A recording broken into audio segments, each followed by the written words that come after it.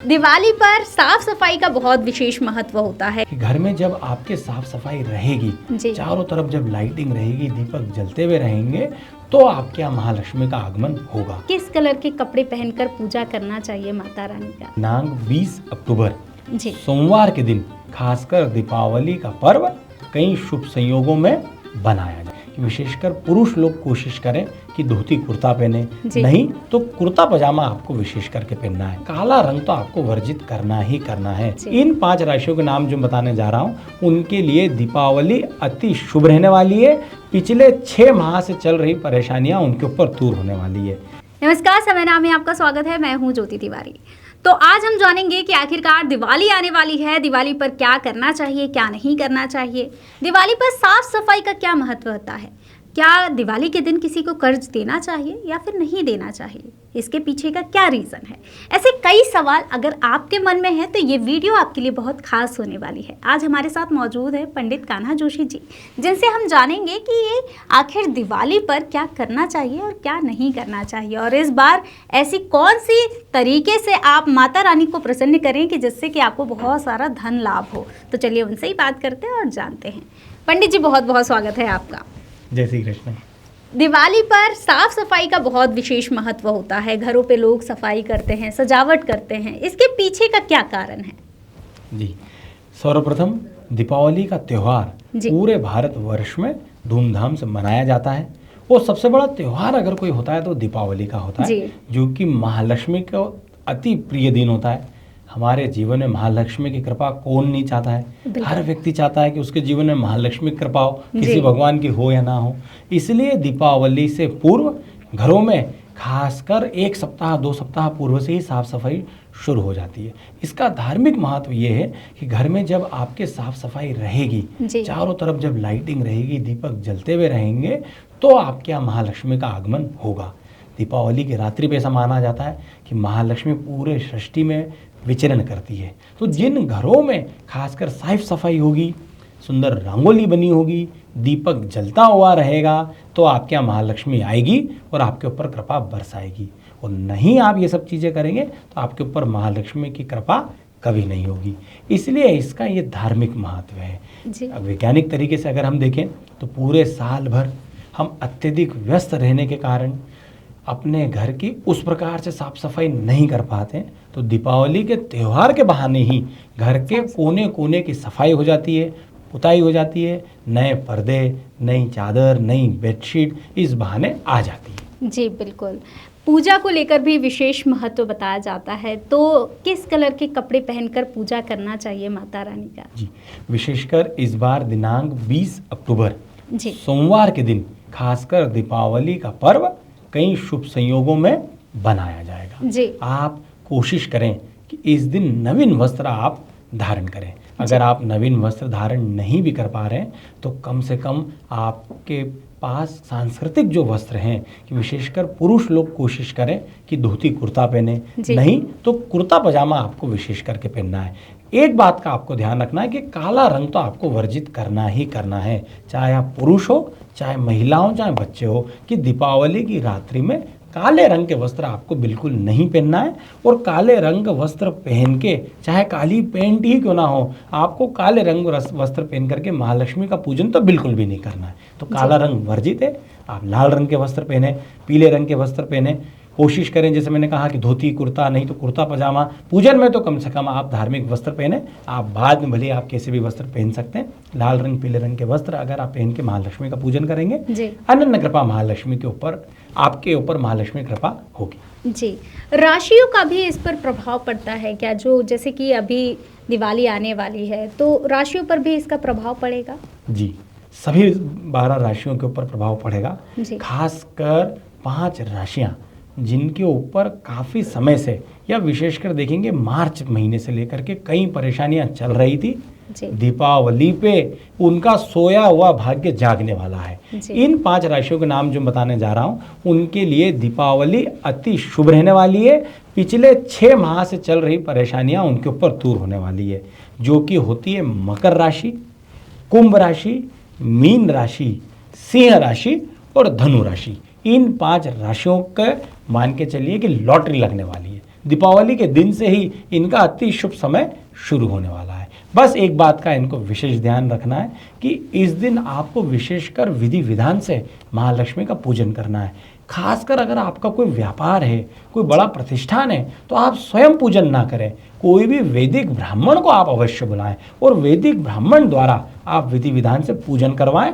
आप स्वयं अपने जीवन में महालक्ष्मी कृपा को पाएंगे। जी, जो लोग खुद घर पे पूजा करते हैं वो कैसे कर सकते हैं, क्या विधि विधान है उसका? अगर आप घर पर पूजन कर रहे हैं तो बढ़िया, आपके यहाँ एक पूजा का, जिसे मालवी भाषा में पटिया कहते हैं, एक पटिया अलग होना चाहिए, या एक चौकी माता रानी की अलग हो। आप जिस पटिये पर बैठ रहे हैं, जो आप उपयोग कर रहे हैं, उसी पे आप महालक्ष्मी का पूजन कर रहे हैं, गलत है। एक माता रानी की चौकी, भले वो लकड़ी की ही क्यों ना बनी हुई हो, एक चौकी आप अलग रखें, उसके ऊपर महालक्ष्मी की स्थापना करें। खासकर मिट्टी की बनी हुई महालक्ष्मी की मूर्तियाँ आती है, वो आपको विशेष करके लाना है, जो कि बाज़ार में आसानी से मिल जाएंगी। खासकर आप देखेंगे वहाँ बच्चों के खिलौने, घोड़े पे बैठे हुए राजा रानी, ये आपको महालक्ष्मी की जब मूर्ति लेंगे तो आपको ये मिल जाएंगी। इनको विशेष रूप से खरीदना चाहिए। एक बात का ध्यान रखना है, नवीन झाड़ू आपको अवश्य खरीदनी है, जो कि आप धनतेरस के दिन ही खरीद लीजिए। झाड़ू को लक्ष्मी स्वरूपा माना गया है, इसलिए घरों में अक्सर झाड़ू पर पैर भी अगर लग जाते हैं तो हम उसी समय पाँव पड़ते हैं। तो धनतेरस के दिन आपको झाड़ू पहले से ही खरीद कर रखनी है। जो पंडिताई का कार्य कर रहे हैं, जो पंडित हैं, ब्राह्मण हैं, उन्हें खासकर नवीन पंचांग खरीदना चाहिए। आप घर में रह रहे हैं तो आपको नवीन कैलेंडर आपको अवश्य खरीदना चाहिए। ये सब चीज़ों को आपको पूजन में रखना है। नवीन पर्स, रोचक उपाय 12 राशियों के लिए बता रहा हूँ। धनतेरस के दिन आप नवीन पर्स खरीदिए। हर साल आप पर्स बदलने का कार्य करें हमारे कहने से। धनतेरस पर नवीन पर्स खरीदें, दीपावली पर उसको पूजन में रखें और अगले दिन से आप उसका उपयोग करना शुरू करें। पूरे वर्ष भर आपका पर्स भरा रहेगा, ये मान के चले। नमक खरीदने का महत्व है, नमक आप खरीदें। उस दिन धानी आपको अवश्य खरीदनी है, धानी में महालक्ष्मी का वास माना जाता है। ये सब चीज़ें आपको आसानी से मिल जाएगी, सिर्फ खरीदने वाला होना। हम आलस्य के कारण, मॉडर्न होने के कारण सोचते हैं कि इन चीज़ों का आप क्या मतलब है, ये चीज़ें पुराने ज़माने की हो गई हैं और हमारी संस्कृति को हम ख़त्म करते जा रहे हैं। तो ये सरल तरीके से चीज़ें आपको मिल जाएंगी, ये खरीद के लाएँ, इन सब का पूजन करें। तो ये सारी चीज़ें जो खरीदनी होती है धनतेरस को खरीदनी होती है। जी। अभी जैसे कि बहुत से लोग होते हैं दिवाली के दिन झाड़ू खरीद रहे होते हैं, तो क्या दिवाली के दिन झाड़ू खरीदना चाहिए?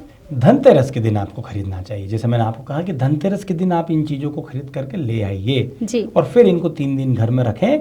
दीपावली के दिन इनके पूजन का महत्व होता है, इनके खरीदने का महत्व नहीं होता है। पुष्य नक्षत्र और धनतेरस ये महामुहूर्त होते हैं खरीदारी के, और दीपावली महामुहूर्त होता है लक्ष्मी पूजन का।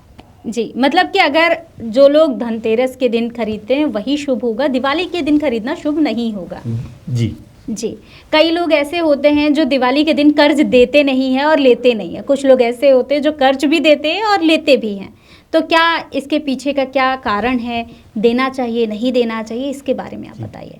महालक्ष्मी धन की देवी है, धन जो है वो महालक्ष्मी स्वरूपा है। तो इसलिए खासकर दीपावली के दिन आपको पैसों का लेन देन बिल्कुल भी नहीं करना है। ना आपको किसी से उधार पैसे लेने हैं और ना ही किसी को उधार पैसे आपको देने हैं, ये आप मान के चलिए। क्योंकि उस दिन आप एक तरह से महालक्ष्मी का लेन देन कर रहे हैं।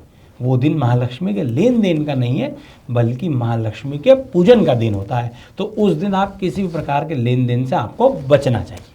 जी, दिवाली के दिन कुछ ऐसा बताइए, रेमेडी बताइए जिससे कि माता रानी को प्रसन्न किया जा सके। जी, विशेषकर आपको एक बात का ध्यान रखना है कि संध्या प्रदोष काल में जब सूर्यास्त हो जाएगा उसके बाद आपको महालक्ष्मी का पूजन करना है। कई बार हम लोग देखते हैं कि लोग 12 बजे के बाद पूजन कर रहे हैं, रात्रि में पूजन कर रहे हैं। नहीं, आप कोशिश करें कि संध्या में जब प्रदोष काल शुरू हो गया है उस समय आप महालक्ष्मी का पूजन करें। एक छोटी सी रेमेडी समस्त 12 राशियों के लोगों को फॉलो करना है।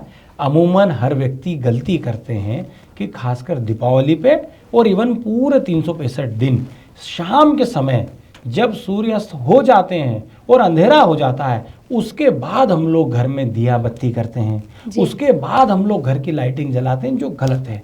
आपको शाम के समय ही जब सूर्यास्त हो रहे हैं उससे पूर्व ही घर की आपको लाइटिंग जला देनी चाहिए और उसी समय आपको भगवान को दीपक दिया बत्ती लगा लेने चाहिए। दीपावली के दिन आप ये करके देखें, शाम के पहले से आप घर की लाइटिंग जलाएं, अच्छी से अच्छे घर में लाइटिंग लगाएं, आप सुंदर से सुंदर रंगोली बनाएं, अच्छे से अच्छे वस्त्र पहने, कोशिश करें कि रात भर आपके यहाँ दीपक महालक्ष्मी के समक्ष जलता रहे, तो महालक्ष्मी आपके आएंगी और कृपा बरसा के ही आपके घर में रहेंगी। जी, कई लोग ऐसा करते हैं कि दिवाली के दिन सफ़र करते हैं, तो कुछ लोगों का कहना होता है कि दिवाली के दिन सफ़र करना अशुभ माना जाता है। बिल्कुल, दीपावली एक ऐसा त्यौहार है कि इस दिन तो आपके बच्चे अगर विदेश में ही क्यों ना हो, उन्हें आपको दीपावली पे अवश्य बुलाना चाहिए। उस दिन पूरे परिवार के साथ आपको महालक्ष्मी का पूजन करना है और ये एक ऐसा त्यौहार है कि आपको इस दिन किसी के घर नहीं जाना है, आपको अपने घर में रह कर के ही इस त्यौहार को बनाना है। सफ़र आपको बिल्कुल नहीं करना है, खास कर बेटियों को अपने मायके में इस दिन बिल्कुल नहीं रहना चाहिए, ससुराल में ही रह कर के पूजन करें। अगला जो दिन होता है जिसे गोवर्धन पड़वा कहा जाता है, उस दिन आपको हर व्यक्ति के घर पर जा कर के बड़ों के आशीर्वाद लेने का महत्व होता है। तो आपको सफ़र करना है तो आप अगले दिन करें, लेकिन उस दिन तो आपको दीपावली के दिन अपने घर में ही रहना है। ज़माना मॉडर्न हो गया है, कई जगह आप देखते हैं कि दीपावली के रात में हर शहर के बर्तन बाजार सजे होते हैं, सराफा बाजार सजे होते हैं। तो इस दिन आप देखेंगे कि लोग महालक्ष्मी का पूजन करके घर पर ताला लगा करके पूरे परिवार के साथ बाजार घूमने, बाजार की रौनक देखने चले जाएंगे और होटल में खाना खाने चले जाएंगे। तो एक बात का आपको ध्यान रखना है कि इस दिन आपको दीपावली की रात्रि में अपने घर पर ताला बिल्कुल भी नहीं लगाना है। या वीडियो सेव करके रख लीजिए और लिख के रख लीजिए कि दीपावली के दिन आपको घर पर ताला बिल्कुल नहीं लगाना है। जिस घर पे ताला लगा होगा आप मान के चले आपके भाग्य पे ताला लग जाएगा। अगर आप बाजार की रौनक देखने जा रहे हैं, पटाखे फोड़ने जा रहे हैं, आप कहीं भी कुछ भी करने अगर आप जा रहे हैं तो आपके घर पे कोई ना कोई होना चाहिए। आप माता पिता को छोड़ करके जाइए, आप लोग बाजार की रौनक देख के आ जाएं, फिर आप आ जाएं, फिर आप उनको भेज दीजिए। ऐसा आपको करना है, घर पर ताला बिल्कुल नहीं लगाना। जी, पटाखे की आपने बात की है, तो इसके पीछे कोई धार्मिक कारण है? क्योंकि हर दिवाली पे लोग पटाखे फोड़ते हैं, तो इसके पीछे का क्या कारण है? जी, ये तो ज़माना मॉडर्न हो गया, इसलिए लोग आजकल पटाखे फोड़ने लग गए। नहीं तो दीपावली में खासकर दीपक जलाने का महत्व होता है, दीपदान का महत्व होता है कि भगवान राम विजयादशमी पर दशहरा जीत करके आए और दीपावली के दिन भगवान राम का अयोध्या में वापसी हुई, वनवास खत्म हुआ, इसलिए दीपावली का पर्व मनाया हर्षोल्लास से जाता है। तो उस दिन आपको ज़्यादा से ज़्यादा दीपक लगाना है। आप अपने गैलरी में दीपक लगाएं, रंगोली बनाएं, रंगोली पे दीपक लगाएं, मंदिरों में जाकर के दीपक लगाएं, उसका मेन महत्व होता है। उसी के साथ साथ आपको पटाखे फोड़ने का भी कोई धार्मिक महत्व नहीं है, लेकिन मनोरंजन के तौर पे और एक उत्साह के तौर पे कि हम हमारा उत्साह कैसे दिखाएं, इसलिए पटाखे फोड़ने का चलन शुरू हुआ है, जो कि हर व्यक्ति को फोड़ना चाहिए। लेकिन फिर भी जिनसे ज़्यादा ध्वनि प्रदूषण होता है, कई बार हम देखते हैं, शायद उन्हें रस्सी बम कहा जाता है कि ऐसा कहीं पढ़ने में आया था कि उससे खासकर जितने पक्षी हैं उनके कानों की ध्वनि चली जाती है, उनके कान के पर्दे फट जाते हैं। तो जो ज़्यादा ध्वनि करते हैं वो वाले पटाखों का उपयोग बिल्कुल नहीं करना चाहिए, जिससे ध्वनि प्रदूषण हो। जी, दिवाली के दिन किन किन चीज़ों से हमें परहेज करना चाहिए और माता रानी को क्या क्या चढ़ाना चाहिए, इसके बारे में आप बताइए। अगर आप कोई भी व्यसन अगर आप करते हैं, किसी भी प्रकार का नशा अगर आप करते हैं, सट्टा अगर आप करते हैं, तो दीपावली के दिन बिल्कुल भी आपको इन चीज़ों का हाथ नहीं लगाना है। कोई भी व्यसन, कोई भी नशा दीपावली के दिन आपको नहीं करना है। ये गलत प्रथा चलती है कि कई लोग जुआ खेलते हैं हिंदी समाज में, पंजाबी समाज में, या कई जगह आप देखते हैं कि इस दिन विशेषकर वो लोग मदिरा का पान करते हैं कि इस दिन तो पार्टी हो रही है, लेकिन ऐसा नहीं है। ये महालक्ष्मी के पूजन का दिन है, महालक्ष्मी को बुलावे का दिन है। तो कोई भी व्यसन, कोई भी नशा आपको दीपावली के दिन नहीं करना है। इन चीज़ों का आपको ध्यान रखना है। काले रंग वर्जित माना गया है, काले रंग के वस्त्र आपको बिल्कुल नहीं पहनना है। कौन कौन सी चीज़ें महालक्ष्मी को अर्पण करें, मैं बताना भूल गया था, गन्ने का भी विशेष महत्व होता है। इस दिन आपको गन्ना भी अवश्य खरीदना चाहिए। गन्ना लेकर के आइए, नवीन झाड़ू लेकर के आइए, नवीन कैलेंडर लेकर के आइए, नवीन डायरी लेकर के आइए, नवीन पेन लेकर के आप आइए। जो कार्य आप करते हैं कोशिश करें उस प्रतिष्ठान को उस दिन आप खुला रखें और वहाँ जा कर के आप महालक्ष्मी का पूजन करें, अपने घर में महालक्ष्मी का पूजन करें और महालक्ष्मी को अलग अलग पकवान आप अवश्य बनाएं। थोड़े से ही पकवान बाजार से खरीद करके लाएं और माता रानी को भोग लगाएं, ऐसा नहीं, आप थोड़ा बाजार से भी खरीद सकते हैं और अपने घर पे भी आप जितने पकवान बना सकते हैं महालक्ष्मी को मीठे का और नमकीन का दोनों का भोग आप उस दिन अवश्य लगाएं। जी पंडित जी, कई बार ऐसा होता है कि किसी के घर में डेथ हो जाती है तो कहते हैं कि पूजा नहीं करनी चाहिए, तो इसमें क्या करना चाहिए, क्या नहीं करना चाहिए, क्या पूजा किया जा सकता है? और पकवान का जैसे आपने बताया तो लोग कहते हैं कि हम पकवान नहीं बना सकते हैं, तो क्या करना चाहिए आप बताइए। जी, अगर आपके घर में गमी हुई है जी, या इवन आपके कुल में, आपके घर में भी नहीं हुई है, अगर आपके कुल में और आपके गोत्र में, आपके परिवार में किसी भी व्यक्ति की अगर मृत्यु हो गई है तो पूरे 10 दिन का आपको सूतक काल का मानना चाहिए। चाहे आपके रिश्तेदार अमेरिका में ही क्यों ना रह रहे हो, लेकिन अगर आपको खबर लग गई है तो 10 दिन का सूतक तो आपको रहता ही रहता है। अगर आपके यहाँ बच्चा जन्मा है 6 दिन का सुवा रहेगा और अगर कोई किसी की मृत्यु हुई है तो 10 दिन तक सूतक रहेगा, 12वें दिन पगड़ी होगी, उसके बाद जाकर के वो सूतक काल खत्म होगा। तो अगर इस बीच में दीपावली का पर्व आ रहा है तो आपको दीपावली का पूजन बिल्कुल भी नहीं करना है, क्योंकि आपके यहाँ सूतक रहेगा। उस कंडीशन में हमारे ऋषि मुनियों ने एक रास्ता निकाला है, क्योंकि चूंकि जिससे मैं बार बार कह रहा हूँ ये महालक्ष्मी के पूजन का महत्व है, उस समय आप अपने बहन बेटी द्वारा ये पूजन आप करवा सकते हैं, बशर्त वो 10 दिन ना हो। अगर वो 10 दिन के भीतर है तो आप पूजन नहीं करेंगे, क्योंकि वो शोभा नहीं देगा, ऐसा उस मृतक आत्मा को शांति नहीं मिलेगी। लेकिन अगर आपके यहाँ पे घर में मृत्यु हुए 6 माह हो गए हैं या लगभग 11 माह हो गए हैं या आपके यहाँ बरसी का जो है श्राद्ध हो चुका है, तो आप आपके घर की बहन बेटी को बुला करके आप विशेषकर दीपावली का पूजन करवा सकते हैं और आपको करवाना ही चाहिए। बहन बेटी ही आकर के आपके यहाँ पे आकर के दीपक लगाएगी, दीपक भी वही लगाएंगी कि आपकी बहन या बेटी आकर के दीपक लगा दें, रंगोली बना दे और महालक्ष्मी का संक्षिप्त रूप से पूजन कर लें। जी, इसमें माता रानी के मंत्र के बारे में आप बताइए कि कौन से मंत्र से माता की पूजा करनी चाहिए और कौन से स्तोत्र का पाठ करना चाहिए जिससे माता रानी प्रसन्न हो। जी, बहुत ही सरल मंत्र मैं आपको बता रहा हूँ, आप नोट करके रख लीजिए। ओम श्रीम श्रीये नमः, आप गूगल करेंगे तो आपको मिल भी जाएगा। ओम श्रीम श्रीये नमः, ये मंत्र अति प्रिय होता है महालक्ष्मी को।